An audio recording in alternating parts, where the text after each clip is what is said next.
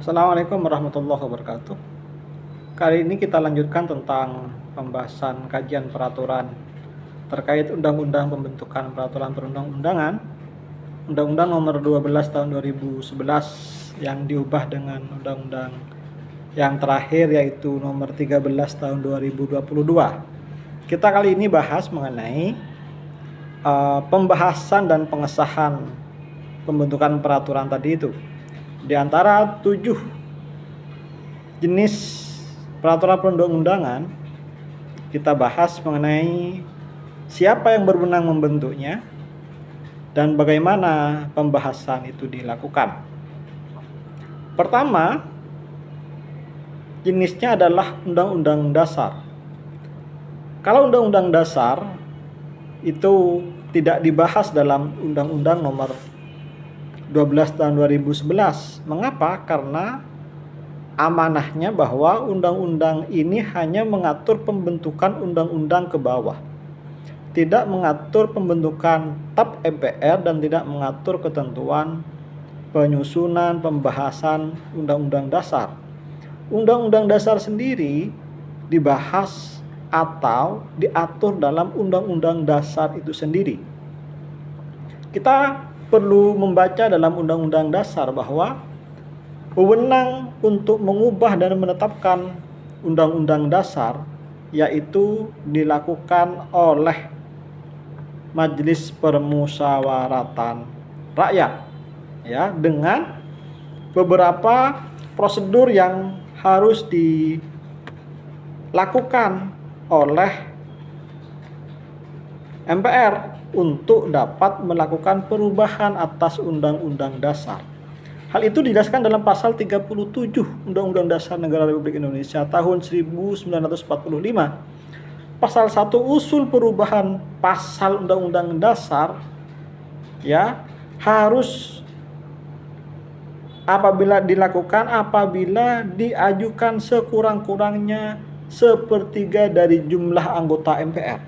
Siapa saja anggota MPR? MPR itu terdiri dari anggota DPR RI, Dewan Perwakilan Rakyat, dan DPD, Dewan Perwakilan Daerah. Semuanya itu menjadi anggota MPR. Maka kalau sepertiga dari anggota MPR harus dihitung berapa sepertiga dari anggota MPR itu.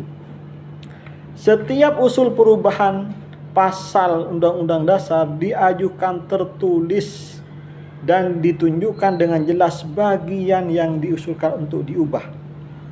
Apa yang mau diubah? Apakah akan mengubah ya pasal 1?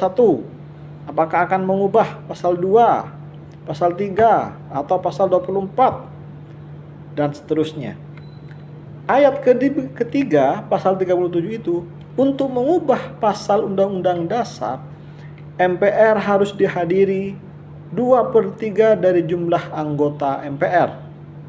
Sepertiga mengusulkan harus dihadiri 2/3 dari anggota MPR. Dihitung 2/3-nya. Putusan untuk mengubah pasal yang diajukan tadi itu diatur dalam pasal 4.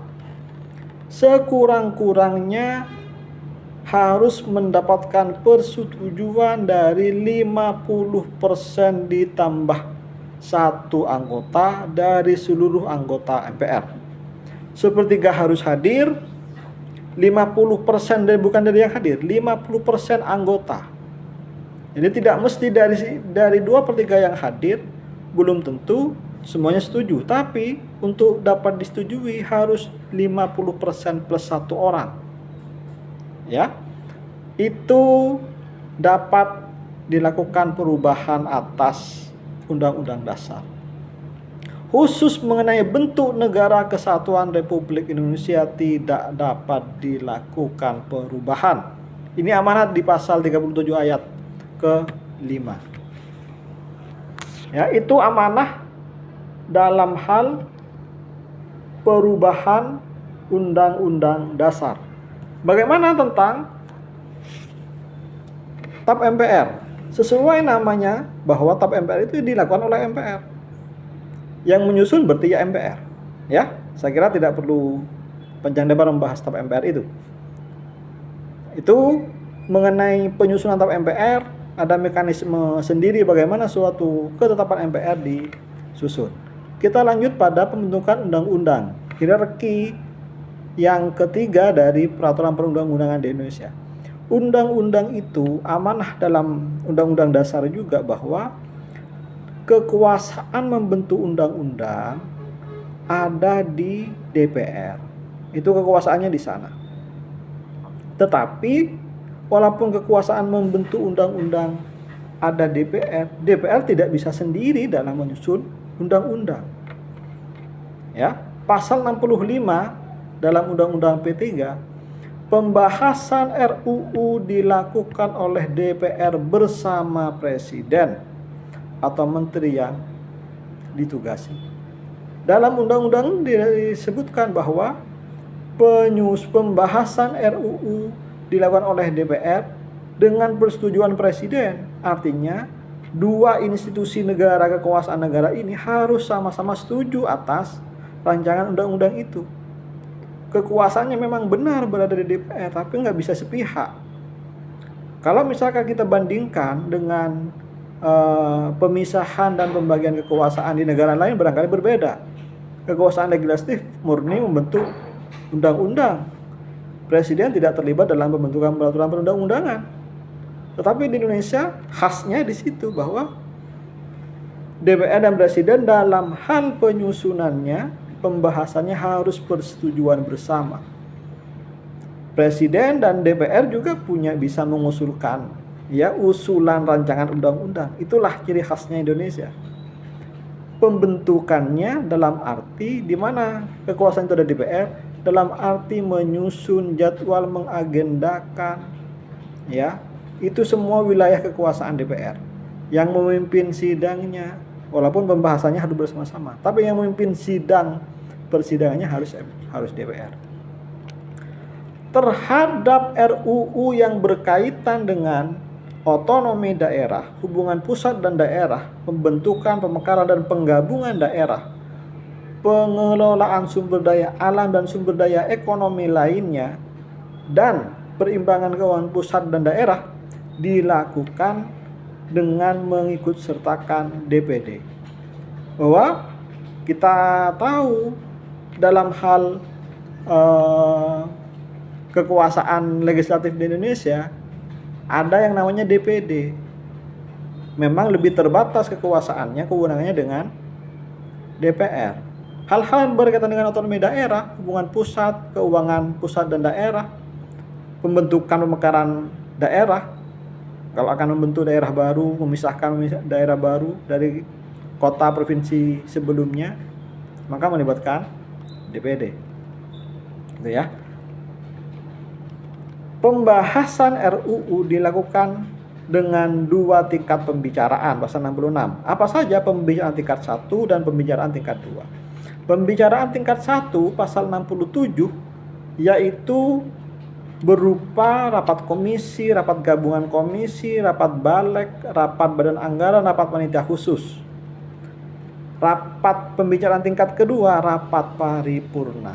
Jadi nanti setiap RUU itu dibahas di pembicaraan. Kalau sudah dibentuk misalkan Komisi 3 tentang hukum berkaitan dengan Kementerian Hukum dan lain-lain, maka dibentuklah tim komisi ini untuk bekerja menyusun tingkat 1 dulu. Yang penting RUU-nya disetujui sebagai program legislasi nasional ya. Dibahas di komisi sesuai itu di tingkat 1, putus, rumusan pasalnya selesai, nanti akan dibawa dalam pembicaraan tingkat 2 yaitu rapat paripurna, di mana perwakilan fraksi dan utusan dari Presiden akan dimintai pendapatnya, setuju atau tidak setuju terhadap RUU yang disampaikan itu. Walaupun di masing-masing komisi sudah ada perwakilannya, tetapi itu dalam rangka perumusannya. Nanti keputusan akhirnya ada di rapat paripurna.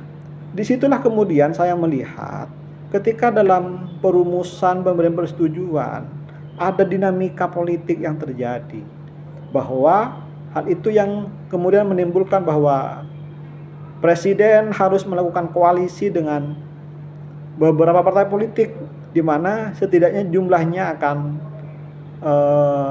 lebih mayoritas ya dukungannya di DPR. Kenapa? Dalam rangka pemberian keputusan-keputusan ini.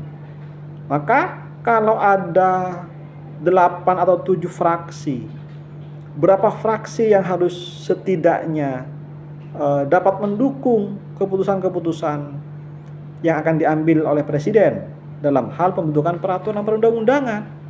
Karena misal apalagi undang-undang itu diusulkan inisiatifnya dari presiden, maka presiden nanti setidaknya harus mendapat dukungan. Disitulah kemudian sekalipun kita bukan parlementer, presidensil, ya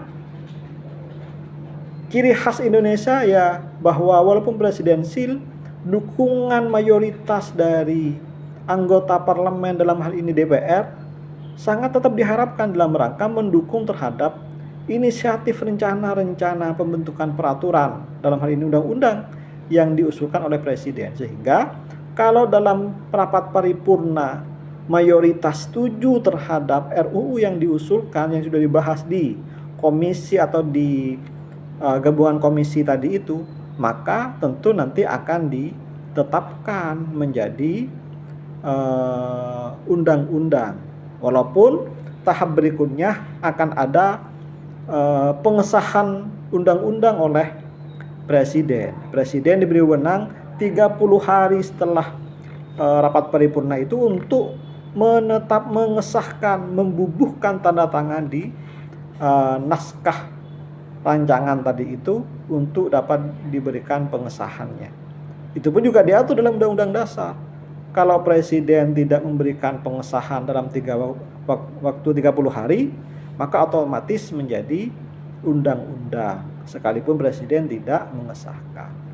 Kalau itu sudah dilakukan pembicaraan, inisiatifnya dari presiden, hemat saya ya tetap akan disahkan oleh presiden. Kecuali misalnya presiden punya alasan-alasan sendiri saat mengutus utusannya, menteri yang ditugaskan, ternyata dinamika terakhir ada, maka bisa saja presiden tidak memberikan persetujuan atau pengesahan terhadap RUU yang dibentuk. Itulah dinamika yang bisa saja terjadi atas kondisi-kondisi tertentu di lapangan, bagaimana pelibatan masyarakat dalam hal perumusan penyusunan.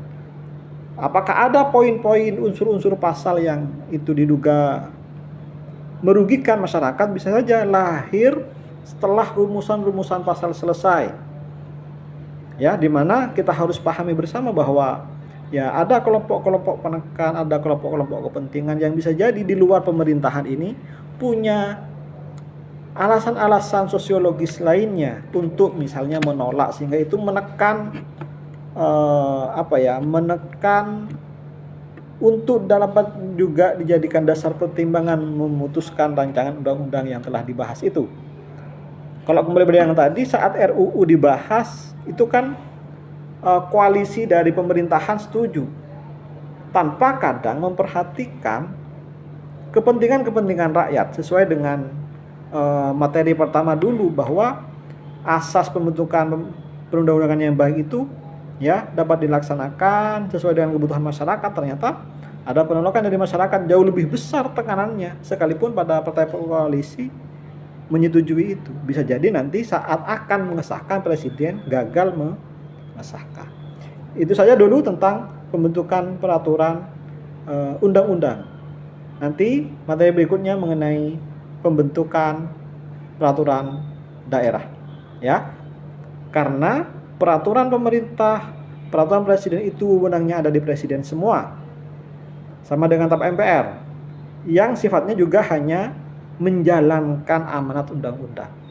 Sedangkan peraturan daerah provinsi dan peraturan daerah kabupaten kota bisa saja mengatur hal-hal lebih teknis di daerahnya, dan itu pun juga ada kekuasaan legislatif di masing-masing daerah kota. Sehingga itu patut kita juga nanti bahas. Terima kasih, semoga bermanfaat.